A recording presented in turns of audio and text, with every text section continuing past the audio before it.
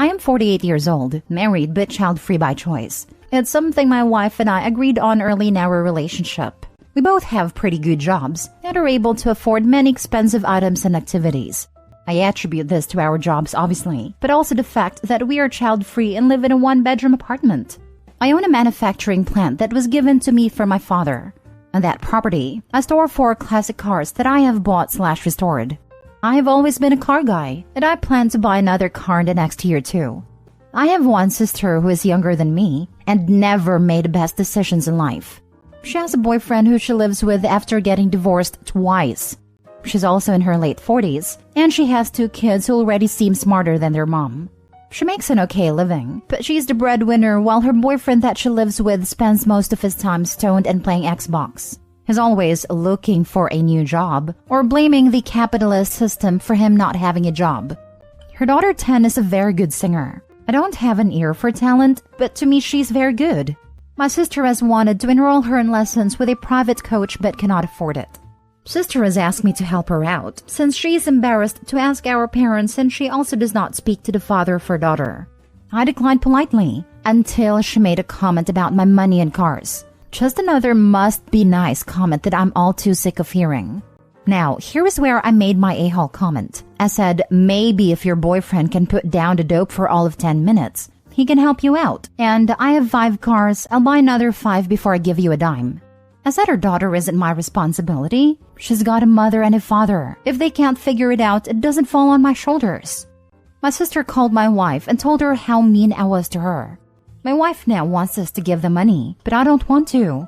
Sure, we can afford it, but I'm not my sister's welfare. Last bit, I'm sure some of you will make a comment about how I refer to her daughter, not my niece. Well, they live in another state and have for the entirety of her life. I don't see my sister nor her kids much at all, so I don't really know her kids too well. I send them birthday and Christmas gifts, but I'm not close with them. Edit, this is coming up a lot in comments. My sister could have had a stake in the business, but she didn't want to work there. I worked for my dad all my life and learned a business, but she never did. She knew she wouldn't be getting anything with it, and she was okay with that. I also have given financial support to her before. Now for the top comments. Some people here are missing this piece. I declined politely until she made a comment about my money and cars. Just another must-be-nice comment I'm all too sick of hearing. Bolded is my emphasis. So it's been years of making snide and passive-aggressive comments by the sister. The sister that is too ashamed, or too chicken, or just maybe, has depleted the parents' money train because of her constant begging. Maybe she's made too many snippy comments to the parents too, and they've finally had enough. Now, if she'd been nicer all these years, Opie probably wouldn't hesitate to help out. Opie took on the family business. Opie has made it a continued success. Opie made personal choices that resulted in having a comfortable life. Nobody is obligated to help raise or fund their siblings' children. Sister seems to have a habit of making not-so-smart life choices. That is not Opie's problem. Could Opie have been nicer? Less insulting? Sure. But even the most patient people finally have enough. And that's what this sounds like. Not the a-hole. My brother's ex-wife does this every time my mother gives him something. My mother gave him her old car instead of trading it in when she got a new one, and his ex did the, wow, must be nice sneer, and condescend, and my brother just smirked and said, it is nice. You were honest about your perspective, and it sounds like your sister needs to get in touch with honesty/reality about herself and others. If she's been expecting other people to take greater care of her and her children than she does, that's unrealistic at best. The articulation may have been frank, but it sounds like she needed, and Opie definitely needed, to have a vivid picture painted. I say not the a-hole. She acts this way because she's one of those nothing is ever my fault people. Next story. Am I the a-hole for removing my daughter's bedroom door because she won't stop slamming it? I, 40 female, have 3 kids. Maggie, 14 female, Levi, 12 male, and Charlie, 10 male. Levi and Charlie share a bedroom, and Maggie has her own room as the oldest and also only girl. Maggie's a great kid. She does her homework, helps with chores without too much complaint, doesn't bug her little brothers too much. The issue is that she will not stop slamming her bedroom door. When she gets up to use the bathroom at night, she slams her bedroom door on her way out and back in. When she gets up in the morning or goes to bed at night, she slams it. Pretty much any time she enters or exits her room, the door gets slammed. And it's only her door, none of the other doors in the house. It shakes the walls and frequently wakes up everyone else in the house. Her brother's room shares a wall with hers, and our bedroom is directly above theirs.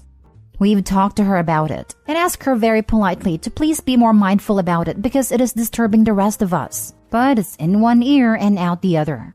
We tried being more forceful about it, saying that if she continues to slam her door, there will start to be consequences. Still, nothing changes.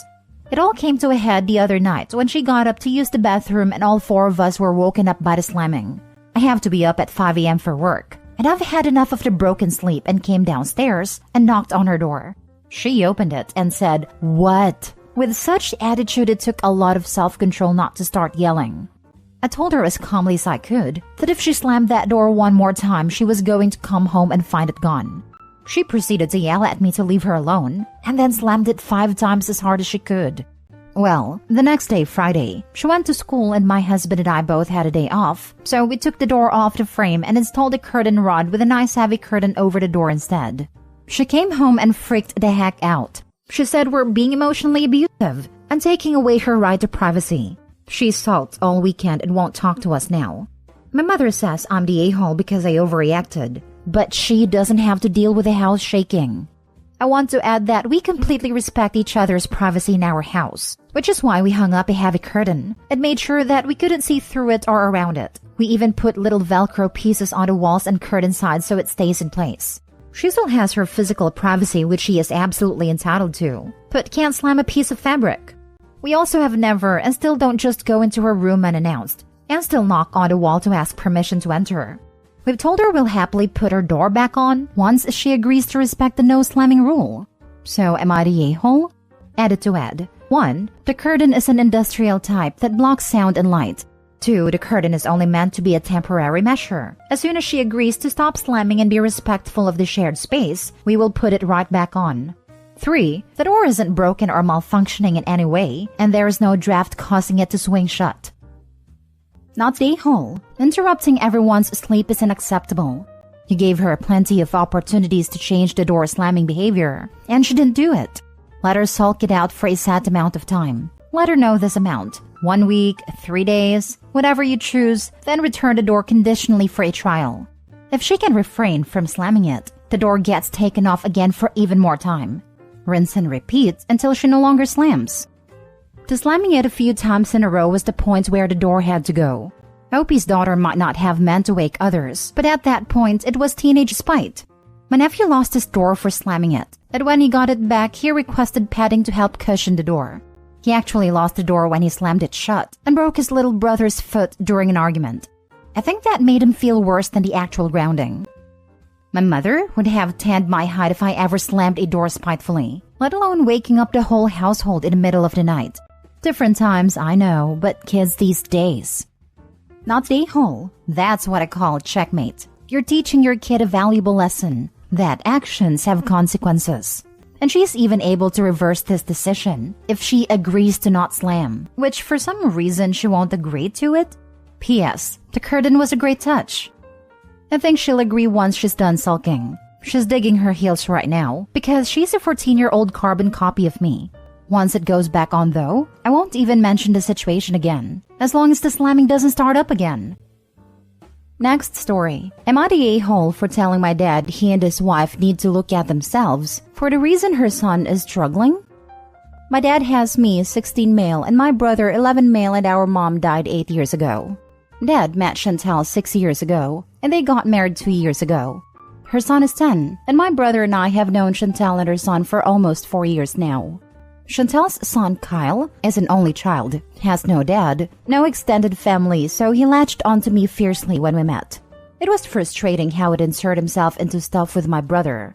He'd invite himself along, he would try to touch me and hold on to me, and my dad and Chantal told me to allow it and hug him when I'd tell them it made me uncomfortable and annoyed me.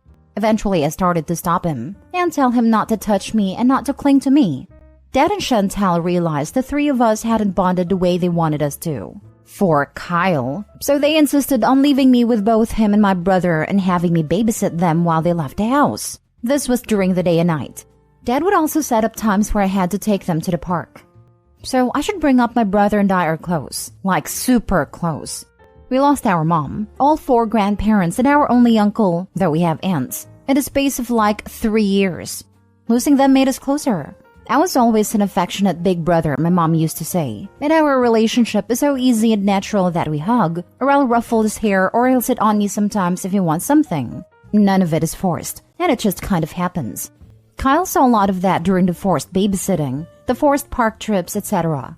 And he never got to hang all over me, or be my shadow like he wanted, and I'm not affectionate with him. And it's caused him a lot of trouble dealing with stuff. Chantal was concerned, and so we went to therapy for that. He admitted to being jealous and that he hates my brother, but he also wants me all to himself.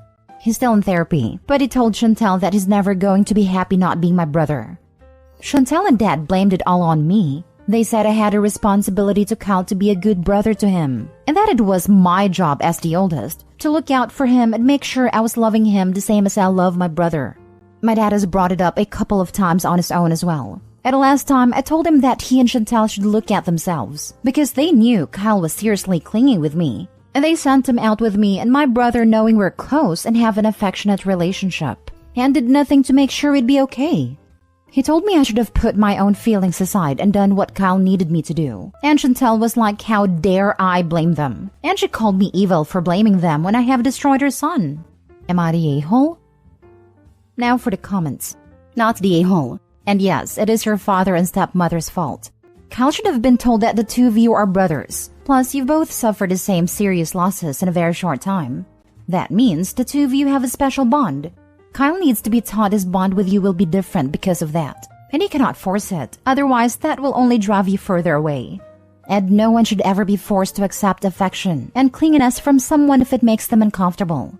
You have the right to pick and choose who's allowed to touch you. I worry about you, to be blunt. In a few years, you're going to be able to live on your own, and you're going to want to have contact with your brother. I suspect your father and Chantal will forbid your brother from coming to see you unless Kyle can go too. Perhaps if you could persuade your father and stepmother into family therapy, the perspective of a qualified professional might help you. I worry about the brother too if Kyle has that much animosity against him and wants him out of the picture. Not the a-hole. Harsh truth time. He is not your brother. He's the child of the woman your dad married and nothing else to you. There was nothing wrong with that. Feelings cannot and should not be forced. Them forcing him upon you is a surefire way to ensure that you will never see him as anything other than annoyance. Why do parents and step-parents on here always think they can force relationships? It's so obviously going to breed resentment and tension and backfire every time. Not the a-hole. Last story. Am I the a-hole for not wanting to cancel our honeymoon despite what happened with my brother-in-law? My husband, male 32, and I, female 24, just got married 3 weeks ago, and we are currently celebrating our honeymoon. The plan was to travel for 2 months for different countries of Europe, Asia, and Africa. We currently are in Spain, and we are supposed to take a plane to Morocco in 2 days. However, my husband wants to cut the trip short and go back to our home now. The thing is, his brother is in a horrible situation. His wife and daughter had a car crash, and they're in the hospital. The kid is fine, but his wife has to be a little longer in the hospital. That's all I know. I told my husband that I understand he wants to support his brother, but he's not a doctor, so he can't do anything to help really. And his brother's wife is fine. She probably only has a broken leg or something, and that's why she needs some more days in the hospital. I told him to just call his brother and ask to talk to his wife, so he can send her his best wishes, and that's all that he can do honestly. His parents and his in-laws are helping with the kids, so there's really nothing they need help in. I told him our honeymoon was important, because it's a time for ourselves to enjoy and spend together. He wasn't having any of it. He called me selfish and then he kicked me out of our bedroom. I had to ask for a new one until he decided to let me in again. He told me that he's leaving tomorrow because he needs to be supportive of his brother, and told me I can continue the trip by myself. But that's not the point of a honeymoon at all. I told him so, and he said that if he would have known how witchy I was, he would have never dated me. Am I really wrong here? Doesn't matter how well your in-laws are doing. The only important thing here is that your husband doesn't feel right staying away from his family in this time of need. Your husband is not having fun with you right now. He is not enjoying your company because his mind is elsewhere and he is worried for his brother. Yes, it is 100% wrong of you to ask him to disregard his own feeling just so he can keep you company, for your own little sake. You're the a-hole. I agree, but I find it very weird that according to OP, her husband knows what is wrong and is refusing to tell her. She wants to call the hospital and see, but he also doesn't want that. It would get me thinking what was going on, to be honest. I think not the a-hole or everyone sucks here. Unpopular opinion, but not the a-hole. No one died or is on life support from the sounds of it. No major surgeries, and the brother has support. I would not expect my brother to cut his honeymoon short to come home, especially if I had several others helping me out already.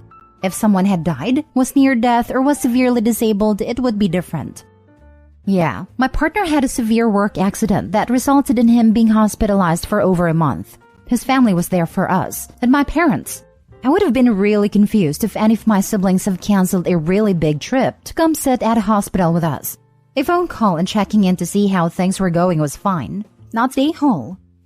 Yes, maybe I'm biased because I'm not close to my family at all, but sounds like they're coping and have a solid support network. It sucks it happened, and it sounds traumatic, but FaceTime is a thing. Also, on the flip side, if I was in a wreck and ended up needing to spend a week or two in the hospital, I would not want my sibling or anyone to cancel their honeymoon/holiday to come see me if it's been established a death is not imminent. Not the a-hole.